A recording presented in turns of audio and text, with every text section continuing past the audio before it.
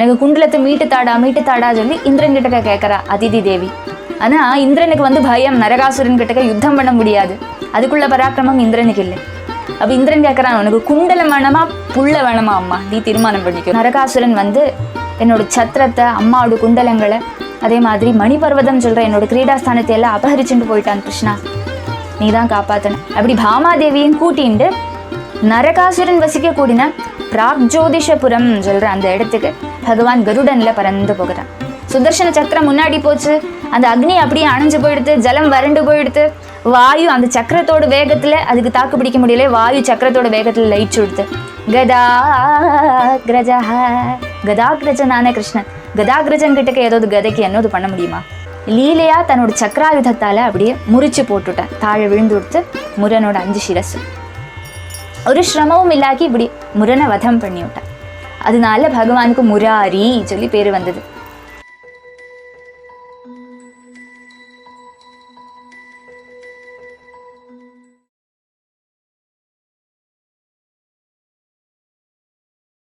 தேவதேவ ஜகநாதா புண்ணியஸ்ரவண கீர்த்தன யதூத்தமோத்தம ஸ்லோக நாராயண நமோஸ்து தே. भवे भवे यथा भक्ति पादयोस्तव जायते तथा कुरुष्व देवेश नाथस्त्वं नो यत प्रभो नाम संकीर्तनं यस्य सर्वपापप्रणाशनं प्रणामो दुःखशमनतं नमामि हरिं परं.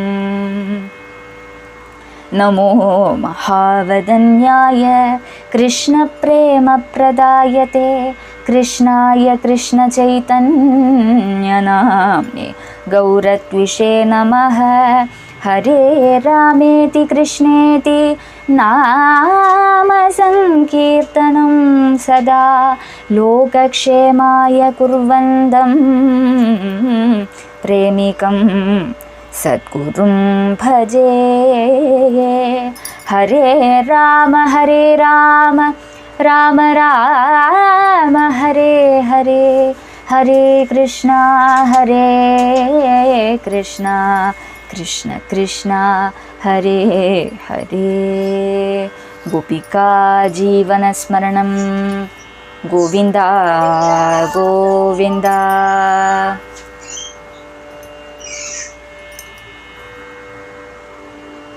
அப்போ இன்றைக்கி புதிய அத்தியாயம் ஆரம்பிக்கிறோம், 59வது அத்தியாயம். அதில் ஒரு ஸ்லோகம் எடுத்து நிறுத்தி இருந்தோம்.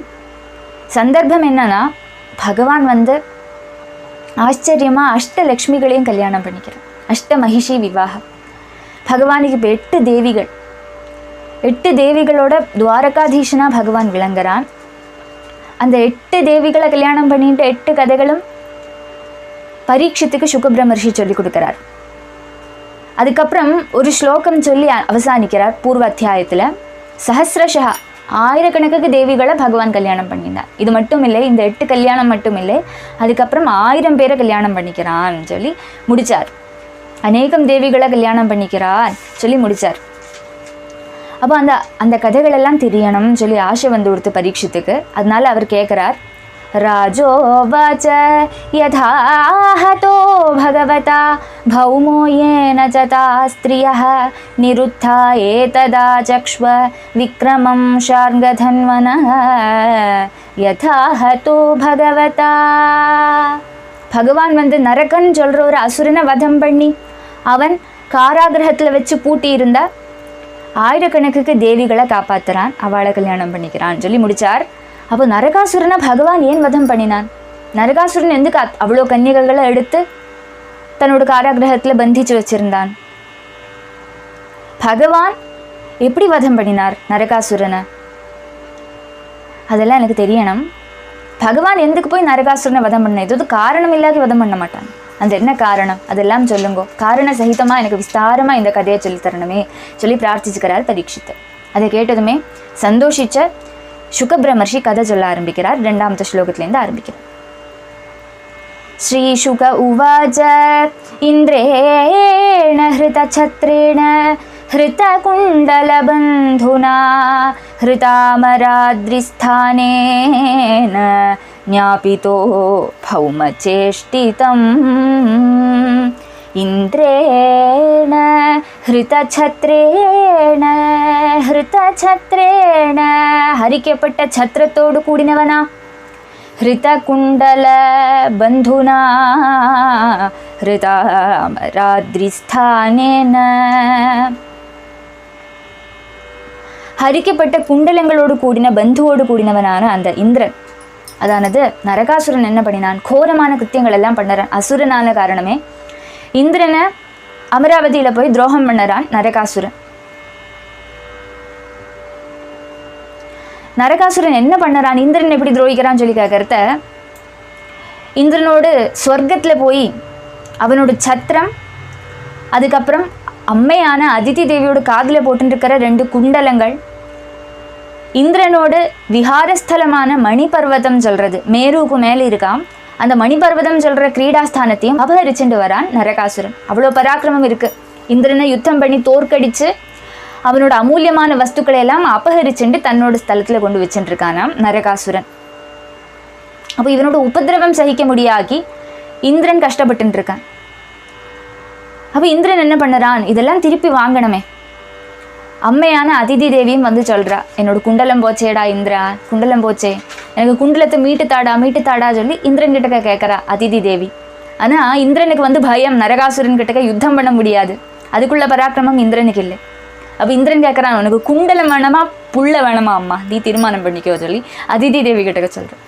அப்போ அதிதி தேவி சொல்லறா, உனக்கு தான் இதுக்கு பராக்கிரமம் இல்லை, உன்னோட தம்பியான உபேந்திரன் கிட்டக்க போய் கேளேன்னு சொல்லி அதிதி மாதா சொல்லி அனுப்புகிறான். உபேந்திரன் ஆறு பூர்வாவதாரத்தில் வாமனாவதாரத்தை எடுத்துட்டு வந்த பகவான் ஆறு இப்போ கிருஷ்ணனா இருக்கேன், துவாரகையில் வசிச்சுட்டு இருக்கேன். அப்போ தன்னோட புத்திரனான உபேந்திரன் தானே கிருஷ்ணன், அதனால கிருஷ்ணன் கிட்டக்க போய் கேளு, கிருஷ்ணன் சம்பாதிச்சு தருவான்னு சொல்லி இந்திரன் கிட்டக்க சொல்லறா அதிதி தேவி. அது அனுசரித்து இந்திரன் வந்து பூலோகத்தில் வரான். துவாரகாதீஷனா பகவான் அவையில் இப்படி அமர்ந்திருக்க சத்யபாமையோட கிரகத்தில் இருக்கான்னு சொல்லுவாங்க. சத்யபாமா தேவியோட கிரகத்தில் இப்படி அமர்ந்திருக்கிற சமயத்தில் இந்திரன் வரான், நிறைய தேவதைகளும் வரா. அவள் வந்து பகவான் இப்படி வரத்தையே இந்திரன் வந்து தம்பி சொல்லி கூப்பிட்டு வரான். தம்பின்னா என்னது, உபேந்திரன், இந்திரன் மகேந்திரன் உபேந்திரன். போன அவதாரத்தில் பகவான் வந்து இந்திரனுக்கு தம்பி அல்லவா, அதனால தம்பி சொல்லி கூப்பிட்டு வரத்த அண்ணா வாங்கோ சொல்லி பகவானும் கூப்பிட்றேன். ஏன்னா ஏ யுதாமாம் பிரபத்தியந்தே தாம்ஸ்ததெய்வ பஜாமியம், பகவானை நம்ம எப்படி பார்க்குறோமோ அதுக்கனுசரித்து பகவான் நம்மளையும் பார்ப்பான், நம்மளையும் ட்ரீட் பண்ணுவான். அதனால இந்திரன் வந்து அண்ணா சொல்கிற பாவத்தோட தம்பி சொல்லி கூப்பிட்டு வர சமயத்தில் பகவான் தம்பியாக போயிட்டான். இதுக்கு முன்னாடி கோவர்தனோத்தாரண லீலையில் விரஜவாசிகளையே முழுக்கடிக்கணும்னு சொல்லிட்டு வந்தவனாக்கும் இந்திரன் ஈவலாக இருந்தான், வில்லனாக இருந்தான், அப்படியே மாறியாச்சு. அதெல்லாம் காட்டிக்காக்கி கொஞ்சம் கூடி என்ன சொல்லுவா, ஒரு சம்மல் அல்லனா ஒரு ஷைனஸ் இல்லாக்கி இந்திரன் வரான். அதுதான் தேவாகா ஸ்வார்த்தாக ந சார்த்தவாக சொல்லி பகவான் முன்னாடி சொல்லியிருக்காங்க. தன்னோட காரியம் நடக்கணும்னா தேவாள் என்ன வேணும் தான் பண்ணுவாள். அப்படி ரசகரமாக எங்கள் கதை வருது அப்படி. அதனால் என்ன சம்பவிக்கிறது, இந்திரன் தேவேந்திரன் வந்து பகவான் கிட்டக்க வந்து விண்ணப்பிக்கிறான். நரகாசுரன் வந்து என்னோட சத்திரத்தை, அம்மாவோட குண்டலங்களை, அதே மாதிரி மணிபர்வதம் சொல்கிற என்னோட கிரீடாஸ்தானத்தை எல்லாம் அபகரிச்சுட்டு போயிட்டான். கிருஷ்ணா நீ தான் காப்பாற்றணும், அதெல்லாம் மீட்டு தரணும் கிருஷ்ணா, ஸ்வர்க்கம் ஓன்னு இருக்கு தொன்னும் இல்லாக்கி, அதனால் அதெல்லாம் மீட்டு தரணுமே சொல்லி பகவான் கிட்டக்க பிரார்த்திக்கிறான் இந்திரன். அப்போ பகவானும் அப்படியே ஆகட்டும், நான் மீட்டு தரேன் அண்ணா, நீ கவலையே படாதீங்கோ, நீங்கள் ஸ்வர்க்கத்திலே போய் இருங்கோ, நான் கொண்டு வரேன் சொல்லி பகவானும் வாக்கு கொடுக்குறானா. சபார்யோ கருடாரூடः प्राग्ज्योतिषपुरं ययौ गिरिदुर्गै शस्त्रदुर्गै जलाग्न्यनिलदुर्गमं मुरपाशयुतैर्घोरैर्दृढैः सर्वतः आवृतं सभार्यो गरुडारूढः. அப்போ பகவான் இந்திரனுக்கு வாக்கு கொடுத்துட்டான். சரி அதை போய் எடுத்துட்டு வரலாம்னு சொல்லி கிளம்புற சமயத்தில் சத்யபாமா தேவி எங்கே போகிறேள் சொல்லி கேட்குறேன். வெளியில் இறங்குறது எங்கே போகிறே சொல்லி கேட்காதே சத்யபாமாட்ட பகவான் சொல்லணும். அப்போ என்னையும் கூட்டின்னு போங்கோ, அப்போ ப்ராப்ளம் சால்வ் ஆகிடுமே சொல்லி சத்யபாமா சொல்கிறத சத்யபாமையும் கூட்டின்னு போகிறான் பகவான். சொல்லு சத்யபாமையை சந்தோஷப்படுத்தாண்டாமா, அதுக்காக சத்யபாமையும் கூட்டிகிட்டே போகலாம்னு சொல்லிட்டு லீலையா பகவான் என்ன பண்ணினான், ஹே கருடா சொல்லி கூப்பிட்டான். எங்கேருந்தோ கருட பகவான் அங்கேருந்து பறந்து பகவானோட முன்னாடி வந்து அடியேன் என்ன பண்ணணும்னு சொல்லி கேட்குறார். பகவான் விஷ்ணு சொல்கிற தோரணையில் பகவான் கூப்பிட்ட உடனே பகவானோட வாகனமான கருடன் முன்னாடி வந்துவிட்டார். அந்த கருடன் மேலே பகவான் அப்படியே ஏறிக்காரரான் சத்யபாமாவை தன்னோட மடியில் வச்சுக்கிறார். அப்படி பாமாதேவியும் கூட்டிண்டு நரகாசுரன் வசிக்க கூடின பிராக்ஜோதிஷபுரம் சொல்கிற அந்த இடத்துக்கு பகவான் கருடனில் பறந்து போகிறான். இதுக்கு முன்னாடி யுத்தம் எல்லாம் பண்ணுறத பகவான் சைன்யத்தோட போவான், ரதங்களில் போவான், அதெல்லாம் பார்த்துருக்கோம். ஆனால் இந்த நரகாசுரனை வதம் பண்ணுறதுக்கு தன்னோட பத்னியான சத்யபாமையும் கூட்டிகிட்டு கருடன் மேலே தனியாக போகிறான். ஒரு சைன்யம் ஒன்றும் இல்லாக்கி, ஒரு பலவும் இல்லாக்கி தனியாக பகவான் போகிறான். இது என்னன்னா, அது என்ன காட்டுறதுன்னா, பகவான் இதை லீலையாக பண்ணுறேன். தனக்கு நரகாசுரனை வதிக்கிறதுக்கு பெரிய சைன்யம் ஒன்றும் அவசியம் இல்லை சொல்லி இங்கே காட்டுறேன். ஒரு வினோதம் மாத்திரமாக, ஒரு டூர் போகிற மாதிரி பாரியும் கூட்டிகிட்டு பகவான் போகிறான். யுத்த பரிசிரமம் ஒன்றும் வேண்டாம் இதில். அதனால அதை உலகத்துக்கு காட்டணுமே, தனக்கு இதெல்லாம் இம்மாத்திரம்தான் சொல்லி காட்டண்டாமா, அதுக்காக பகவான் கருடன் மேலே ஜில்லுன்னு போகிறான். அப்படி பூமியோட புத்திரனான நரகாசுரன் ஆறு சொல்லி கேட்கறத பூமி தேவியோட புத்திரனாக்குமா. இப்போ பூமி தேவியோட புத்திரனான இவனை வதம் பண்ணுறது பூமி தேவியோட சம்மதத்தோடு தான் இருக்கணும். சத்யபாமாங்கிறது பூமி தேவியோட அம்சம் அல்லவா, சத்யபாமா தேவிங்கிறது பூமி தேவியே தான். அதனால் அந்த அம்மைக்கு கஷ்டம் வரப்பாடில்லை. அப்போ அவளே சாட்சியாக வச்சுட்டு தான் தான் இப்படி லோகத்தை பரிபாலிக்க போகிறேன்னு சொல்கிற அந்த ஒரு தத்துவத்தையும் உலகத்துக்கு காட்டுறான் பகவான். அப்படியெல்லாம் அநேகம் காரியங்களை வெளிவாக்கிண்டு சத்யபாமா தேவியை தன்னோட மடியில் வச்சுட்டு கருடன் மேலே ஜில்லுன்னு பகவான் பிராக்ஜோதிஷபுரத்தை பிராபிக்கிறான். அதுக்கப்புறம் என்ன சம்பவிக்கிறது, அங்கே வந்து பிராக்ஜோதிஷபுரம்ங்கிறது எப்படி இருக்குது அதுதான் இங்கே சொல்கிறா. கிரி துர்கை சஸ்திர துர்கை ஜலாக்ஞநில துர்கமம் முரபாஷாயுதைர் கோரைர் திருடை சர்வத ஆவ்ரிதம். கிரி துர்கை சஸ்திர துர்கை, அநேகம் துர்கங்கள் இருக்கா பிராக்ஜோதிஷபுரத்துக்கு சுற்றும். துர்கம்ங்கிறது இந்த தடவு, அதானது வெளியிலேருந்து வரவா ஃபாரினர்ஸ் வந்து நம்ம கண்ட்ரிக்குள்ளே வராக இருக்கணும் இல்லையா, அதுக்காக பெரிய பெரிய வால்ஸ் கட்டி வச்சுருப்பா, பெரிய பெரிய மதில் கட்டி இருப்பா. இல்லைன்னா நேச்சுரலாகவே ஹிமாலயம் மாதிரி ஒரு துர்கம், பெரிய ஒரு மலை இருக்கும். இந்தியாவோட சதர்ன் ரீஜனில் ஒரு சாகரம் இருக்குது, நம்மளோட இந்தியன் ஓஷன் இருக்குது. 4 பாகத்துலேயும் நமக்கு வேறு கண்ட்ரிஸ் வந்து நம்மளை அட்டாக் பண்ண முடியாது, அது நமக்கு ஒரு சேஃப்டி. சமுத்திரமே அங்கே துர்கமாக இருக்குது. அது மாதிரி பிராக்ஜோதிஷபுரத்தில் நேச்சுரலானதல்ல, நரகாசுரனே பண்ணி வச்சுட்டுருக்கான். என்னென்ன பண்ணி வச்சுட்டுருக்கான்னு சொல்லிங்க சொல்கிறா. ஒன்றாமதா புறத்துக்கு சுற்றுமே பெரிய பெரிய பர்வதங்கள், கொடுமுடிகள், நல்ல ஷார்ப்பான கொடுமுடிகள் உடையதான பெரிய பெரிய பர்வதங்கள் 4 பாகத்துலேயும் இருக்குது அந்த அந்த புறத்துக்கு. அதுக்கப்புறம் ஸ்பர்ஷன மாத்திரத்தால் முறிக்கிறதுக்கு சக்தி உடையதான சஸ்திரங்களை சுற்றி வர வச்சுருக்கேன். அந்த பர்வதத்தை தப்பியும் ஒருத்தன் வந்ததுன்னா சஸ்திரங்களை இப்படி அதில் குத்தி குத்தி வச்சுருக்கான் அந்த பூமியில். அவன் அங்கே ஆறுவது அப்படியே சாடி உருண்டு தாழ விழுந்ததுன்னா என்ன ஆகும், சஸ்திரம் குத்தி அவள் மரணம் அடைஞ்சு விடுவா. அப்படி சஸ்திரங்களை மூர்ச்சி இருந்தான சஸ்திரங்களை குத்தி குத்தி வச்சுருக்கார். அதுக்கப்புறம் அகாதமான ஒரு ஜலஸ்தானம் சுற்றி வர ஒரு தடாகம் மாதிரி பண்ணி வச்சுருக்கான் ரவுண்டாக, ரொம்ப அகாதமானதாக்கும். அதுக்குள்ளே போனது தான் வெளியில் வர முடியாது. அதையும் கடந்ததுன்னா 4 பாகத்துலேயும் உஜ்வலிச்சுட்டு இருக்கிற அக்னி, தீ பற்றி எரிஞ்சுட்டே இருக்குமா அந்த பாகத்தில். அதையும் கடந்து வந்தால் சக்கரம் மாதிரி சுழன்றுண்டே இருக்கிற சுழலி காற்றுகள், டொர்னாடோ சொல்லும் இல்லையா, அந்த டொர்னாடோ நிறைய இருக்கா அதுக்கப்புறம் உள்ள துர்க்கத்தில். அதுவும் பலாத்காரேன கடந்து வந்ததுன்னா அந்த பூமியில் நடக்கிறவாளோட காலை வந்து சுற்றி அவளை கெட்டி போட்டு விடுமா ஒரு தரம் பாஷம். அந்த பாஷத்தை மேஜிக்கல் பாஷம் அதெல்லாம் என்ன சொல்லுவா, இந்திரஜாலமாக்கு அதெல்லாம். அப்போ அந்த பாஷங்கள் அது வந்து முரனோட பாஷங்களா. முரன் சொல்கிற ஒரு அசுரன் இருக்கான், காவல்காரனாக இருக்கான் பிராக்ஜோதிஷபுரத்துக்கு. அந்த முராசுரனோட பாஷங்களை அங்கே போட்டு வச்சுருக்கான். அது ஆரோது இப்படி நடந்து போச்சுன்னா காலை வந்து கட்டி அந்த ஆளை அப்படியே கட்டி தாழ தள்ளியோடும். இப்படி அநேகம் துர்க்கங்கள் இருக்கான் பிராக்ஜோதிஷபுரத்துக்கு. அப்போ இவ்வளோ துர்க்கங்களை நம்ம ஒரு ரதத்தையும் சைன்யத்தையும் எடுத்துகிட்டு வந்தால் தாண்ட முடியாது. அதெல்லாம் கண்டுண்டும் பகவான் ஆகாஷ மார்க்கத்தில் கருடன் மேலே அமர்ந்துட்டு வந்தான். அதுவும் ஒரு ரீசனாக. அப்படி கருட வாகனனா பகவான் பூமி தேவியான சத்யபாமா சமேதனா வந்திருக்கான். என்ன சம்பவிக்கிறது அதுக்கப்புறம், கதயா நிர்பிபேதாத்ரீன் சஸ்திரதுர்காணி சாயகைஹி சக்ரேணாக்னிம் ஜலம் வாயும் முரபாஷாம்ஸ்ததாசினா கதயா நிர்பிபேதாத்ரீன் கதயா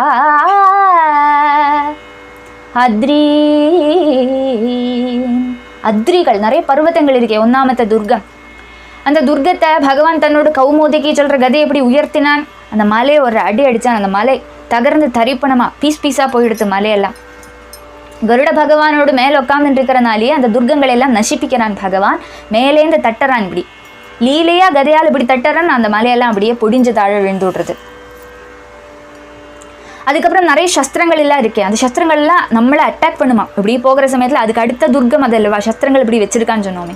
அந்த சஸ்திரம் எல்லாம் அட்டாக் பண்ணும் போகிறவாள். அப்படி வர சஸ்திரங்களை எல்லாம் தன்னோடு ஓரோரோ சஸ்திரங்களால் அப்படியே முறிச்சு தள்ளறான் பகவான். நினச்ச உடனே அந்த புஜங்கள் எல்லாம் வந்து விடுறது. சதுர்புஜம் ஆகிடுறது, அஷ்டபுஜம் ஆகிடுறது. பகவானுக்கு இச்சா மாத்திரத்தால் எல்லாம் கிரகிச்சிக்க முடியும் இல்லையா. அப்படி எல்லா புஜங்களாலேயும் வரக்கூடிய சஸ்திரங்கள் எல்லாம் அடித்து தள்ளறான் பகவான். அக்னி ஜலம் வாயு சொல்கிற அந்த துர்கங்களை சுதர்சன சக்கர தேஜஸால லயிப்பிச்சு விட்டான். சுதர்சன சக்கரம் முன்னாடி போச்சு. அந்த அக்னி அப்படியே அணைஞ்சு போயிடுது. ஜலம் வறண்டு போயிடுது. வாயு அந்த சக்கரத்தோட வேகத்தில் அதுக்கு தாக்கு பிடிக்க முடியல. வாயு சக்கரத்தோட வேகத்தில் லயிச்சு விடுது. அப்படி அக்னி ஜலம் வாயு சொல்கிற துர்கங்களையும் இல்லாக்கி ஆக்கினான் பகவான். அதுக்கப்புறம் என்ன துர்கம் வருது? முரபாஷம் வருது. அப்படியே பகவான் அந்த பக்கம் போகிறத பாஷமெல்லாம் அப்படி முன்னாடி வர சமயத்தில் தன்னோட நந்தகம் சொல்கிற கத்தி அப்படி ஓங்குறான். அந்த கத்தியால் பாஷத்தை எல்லாம் அப்படியே வெட்டிகிட்டே போகிறான் பகவான். அந்த துர்கத்தையும் அப்படி நசிப்பிக்கிறான். அப்படி எல்லா துர்கங்களையும் நசிப்பிச்சுண்டு லீலையா கருடன் மேலே கருட வாகனனா பகவான் முன்னாடி வரான். சங்கநாதேன யந்திராணி ஹிருதயானி மனஸ்வினாம் பிராகாரம் கதயா குர்வ்யா நிர்பிபேத கதாதரஹ. சங்கநாதேன யந்திராணி மனஸ்வினாம் ஹிருதயானி. சத்ருக்கள் கடக்கவே முடியாததான பெரிய பெரிய மதிலெல்லாம் கட்டி வச்சிருக்கான். அதுக்கப்புறம் அதில் நிறைய யந்திரங்கள் எல்லாம் வச்சுருக்கான். அந்த யந்திரங்களை ஆப்ரேட் பண்ணுறதுக்கு நிறைய மனுஷாலும் இருக்கா. அந்த சைனிக்காள் நரகாசுரனோட சைனிக்காலும் இருக்கா. அவள்லாம் அந்த யந்திரங்களை உபயோகிச்சுண்டு இந்த காலத்தில் மிசைல் எல்லாம் ஷூட் பண்ணுவோம் இல்லையா, அது மாதிரி அவளும் அங்கேருந்து ஷூட் பண்ணுறா. அப்படி இருக்கிறவாள்லாம் ஷூட் பண்ண ஆரம்பிக்கிறா பகவான் வந்ததுமே. முரண் முதலான வீரன்மாரெல்லாம் உற்சாகத்தோட அவள்லாம் யுத்தம் பண்ணுறதுக்கு உற்சாகத்தோட சப்தமெல்லாம் முழக்கிண்டு பகவான் அட்டாக் பண்ண ஆரம்பிச்சு விட்டா அந்த யந்திரங்கள் எல்லாம் வச்சுண்டு. அப்போ என்ன சம்பவிக்கிறது? பகவான் என்ன பண்ணுறான்? கதா வித்தியில அதி நிப்புணனான அந்த பகவான் கௌமோதிகி சொல்கிற தன்னோட கதையால் அந்த மதிலெல்லாம் அடிச்சு உடைக்கிறான். அதுக்கு பின்னாடி இருக்கிற மனுஷாலும் அடி கொண்டு அப்படியே தாழ விழுந்து விடுறான். அதுக்கப்புறம் பாஞ்சஜன்யம் சொல்கிற அந்த சங்கத்தை எடுத்து பம் பம் பம் சொல்லி உச்சத்தில் ஊதுறான். பாஞ்சஜன்யத்வனிம் ஸ்ருத்வா யுகாந்தாசனி பீஷணம் முரஷயான உத்தஸ்தௌ தைத்ய பஞ்சசிராஜலாத். பாஞ்சஜன்யத்வனிம் ஸ்ருத்வா யுகாந்தாசனி பீஷணம். யுகாந்தத்தில் உள்ள இடி மாதிரி யுகங்கள் அவசானிக்கிற சமயத்தில் ஒரு சதுர்யுகம் முடியறதா இல்லைன்னா ஒரு யுகம் முடியறத கம்பீரமான பயானகமான இடி முழங்குமா, பிரளயம் ஆரம்பிச்சு விடும் இல்லையா. ஒரு யுகத்துக்கு இடையில பிரளயங்கள் உண்டு. அப்படி ஒரு பிரளயம் ஆரம்பிக்கிற சமயத்தில் இடி முழங்கும். அந்த இடி அது கேட்க முடியாது, காதில் அப்படியே பொட்டி போயிடும். அது மாதிரி இருக்காம என்னது? பகவானோட பாஞ்சஜன்யத்வனி. பாஞ்சஜன்யத்தை அப்படியே ஊதரான் பகவான். அப்போ என்ன சம்பவிக்கிறது? அது பயங்கரமாக இருக்குது. இந்த சத்ருக்களான இவாளுக்கெல்லாம் அது கேட்கறதுக்கு ரொம்ப பயானகமாக இருக்குது. அவளுக்கெல்லாம் நடுநடுங்கி போகிற அவள்லாம். பிரளய காலத்தில் மேக நிர்கோஷம் மாதிரி மகாபயங்கரமான பாஞ்சஜன்யத்தோட சப்தம் கேட்டதுமே ஜலத்துக்குள்ள நன்னா தூங்கிட்டு இருந்தான் முரண் சொல்கிற ஒரு அசுரன். அந்த முரண் இந்த சப்தம் கேட்டதுமே அப்படி நெட்டி அந்த ஜலத்துலேருந்து சட்டுன்னு எழுந்திருக்கிறேன். இது பாஞ்சஜன்யத்வனி இப்படி பயங்கரமாக சொல்லியிருக்கா. அது அசுராளுக்கு மட்டும்தான். தேவாளுக்கு அது கேட்டால் ரொம்ப சந்தோஷமாக இருக்குமா. பக்தாளுக்கு பரமானந்த பிரதமாக்கும், ஞானிகளுக்கு பரம ஞான பிரதமாக்கும் பாஞ்சஜன்யம்ங்கிறது. அப்போ அதோட சகஜ தர்மமாக்கும் இது சொல்லி தரிக்கணும். கேட்குறவாளை பொறுத்து இருக்குது. அப்போ என்ன சம்பவிக்கிறது? இப்படி பம் பம் பம் சொல்லி பாஞ்சஜன்யத்தை ஊதிண்டு பகவான் இப்படி முன்னாடி வரான். அதை கேட்டதுமே முராசுரன் எழுந்திருக்கிறான். திரிசூலமுத்யம்ய சுதுர்நிரீக்ஷணோ யுகாந்த சூர்யானலரோச்சிருல்பணः கிரசம் ஸ்திரிலோகீமிவ பஞ்சபிர்முகைரப்யத்ரவத்தார்க்ஷ்ய சுதம் யதோரகः திரிசூலமுத்யம்ய சுதுர்நிரீக்ஷணோ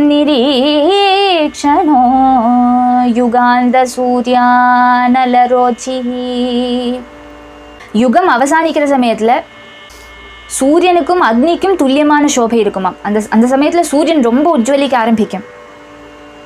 வடவாக்னி மாதிரி அக்னியும் அப்படியே எரிய ஆரம்பிக்கும். பிரளய காலத்தில் தீக்ஷ்ணமான பிரகாசம், அது பார்க்க முடியாது, அவ்வளோ பிரகாசமாக இருக்கும்.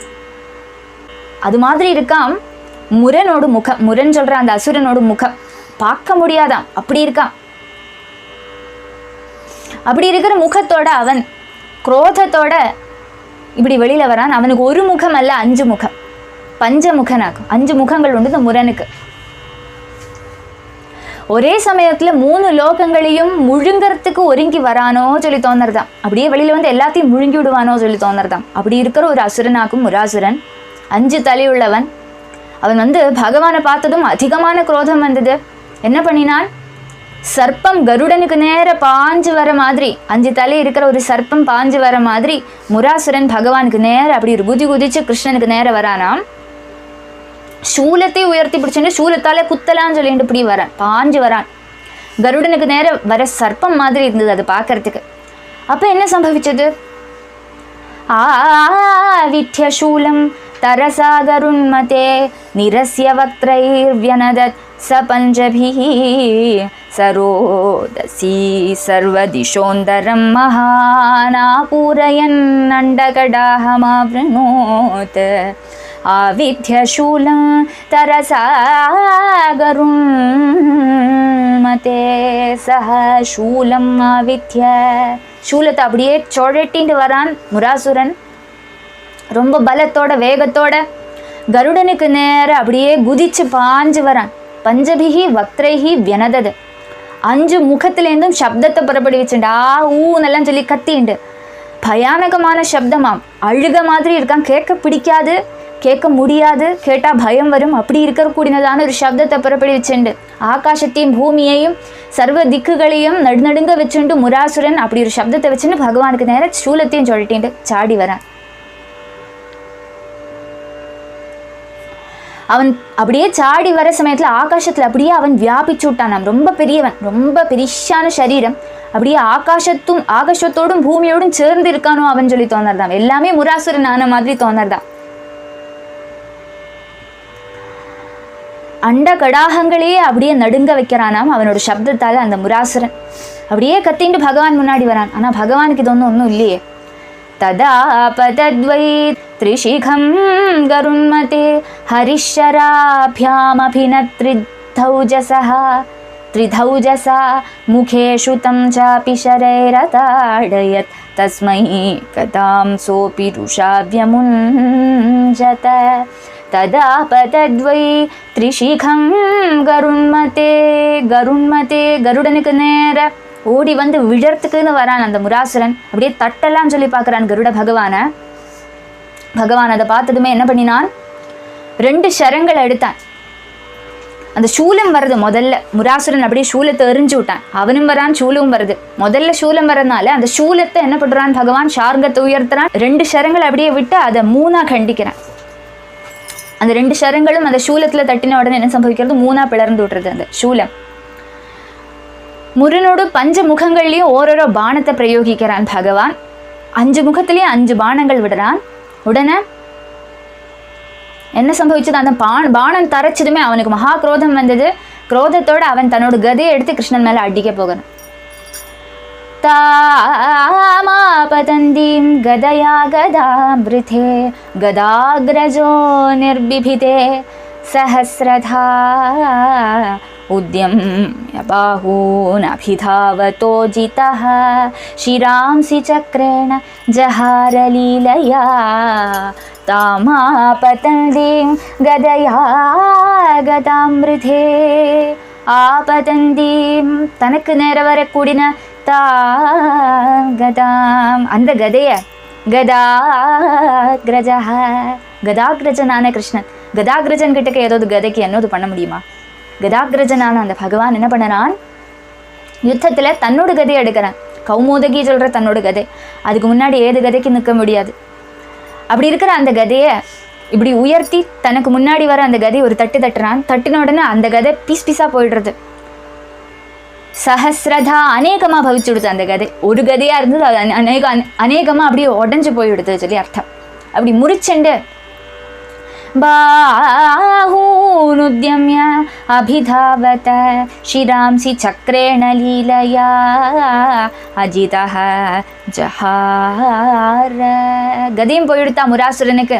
இப்போ 2 கைகளால் கிருஷ்ணனை பிடிக்கலாம்னு சொல்லி இப்படி பாஞ்சு வர சமயத்தில் பகவான் முரனோட சிரசை லீலையாக தன்னோட சக்கராயுதத்தால் அப்படியே முறிச்சு போட்டுட்டான். தாழ விழுந்து கொடுத்து முரனோட 5 சிரசு ஒரு சிரமமும் இல்லாக்கி இப்படி முரனை வதம் பண்ணி விட்டான். அதனால பகவானுக்கு முராரி சொல்லி பேர் வந்தது. வியசுபபாதாம்பசி கிருத்த சீர்ஷோ நிகிருத்த ஸ்ருங்கோத்ரிரி நிகிருத்த ஸ்ருங்கோத்ரிரிவேந்திர தேஜசா தஸ்யாத்மஜா சப்த பிதுர்வதாதுரா प्रतिक्रियामर्षजुष समुद्यताः व्यसुपपाताम्भसि कृत्तशीर्षो कृत्तशीर्षः. முறிக்கப்பட்ட சிரசுகளோடு கூடின அந்த முராசுரன் தாழ டபார்னு விழறான். வியசுஹு இந்திர தேஜசா, பிராணஹீனனா கிடக்கிறான். இந்திரனோட சக்தியால நிகிருத்த ஸ்ருங்கஹ அத்ரிஹி அம்பசி பபாத அத்ரிஹி இவ. அன்னைக்கு இந்திரன் வந்து அத்ரி சத்ருவாக்கும், பர்வதங்களோட சத்ருவாக்கும் இந்திரன்.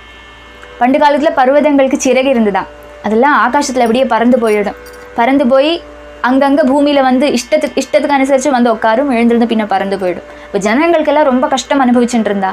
பர்வதங்களுக்கு சிறகு இருந்தால் ரொம்ப கஷ்டமாயிடுறது. அதனால அவள் லோகபாலகனான இந்திரன்கிட்ட பிரார்த்திக்கிற சமயத்தில் இந்திர பகவான் என்ன பண்ணுறான், தன்னோட வஜ்ரத்தால் அந்த பர்வதங்களோட சிறகுகள் எல்லாம் வெட்டுறான். பர்வதங்கள் எல்லாம் உடச்சி போடுறான். சில பர்வதங்கள் எல்லாம் அப்படியே உடஞ்சி போயிடுறது, கல்களாக போயிடுறது, பாறைகல்களாக போயிடுறது. அப்போ அன்னைக்கு இந்திரன் அத்ரிகளான அந்த பர்வதங்களை தன்னோட வஜ்ராயுதத்தால் அதனோட சிகரங்கள் எல்லாம் எப்படியோ உடச்சி போட்டு விட்டானோ அது மாதிரி இன்னைக்கு என்ன சம்பவிச்சது, பகவான் முராசுரனோட சிகரமாக இருக்கிற அந்த தலைகளை வெட்டி தாழ போட்டான். அம்பசி அந்த ஜலம் இருக்கு இல்லையா, ஜலதுர்கம் இருக்கு இல்லையா, அதில் போய் டபார்னு விழறான் முராசுரன். அப்படி தாழ விழற அந்த முராசுரனை அவனோட புத்திரன்மாரெல்லாம் பார்க்குறா. அவனுக்கு 7 குழந்தைகளாம், 7 புத்திரன்மார் இருக்காளாம். அவள் பார்க்குறா. அவளுக்கு ரொம்ப சங்கடமாயிடுத்து, கோபமும் வந்தது. தன்னோட அப்பாவை இப்படி வதம் பண்ணினானே, ஹாரோ வந்து இப்படி வதம் பண்ணுறாளே, வதம் பண்ணினா பகவான் கிட்டக்க அவளுக்கு கோபம் வந்துடுத்து. எப்படியாவது பகவானுக்கு நேர ரிவெஞ்ச் எடுக்கணும்னு சொல்லி அவளுக்கு தோணித்து. அப்போ என்ன பண்ணினாவா, தாம்ரோந்தரிக்ஷஸ்ரவணோ விபாவசுர்வசுர்ணபஸ்வானருணश्च சப்தமः பீடம் புரஸ்கிருத்ய ச மூபதிம் ரிதே பௌம பிரயுக்தா நிரகந்த்ரிதாயுதாः. தாம்ரோந்தரிக்ஷஸ்ரவணோ விபாவசுர் ச மூபதிம். நரகாசுரனுக்கு ஒரு சேனாபதி பீடன் சொல்லி பேர். அந்த பீடனை முன்னிறுத்திண்டு இந்த முராசுரனோட 7 பிள்ளைகள், அந்த 7 பிள்ளைகளும் முன்னாடி வரா. அவ 6 இல்லாமாக்கும் சொல்லி இங்க சொல்றார்.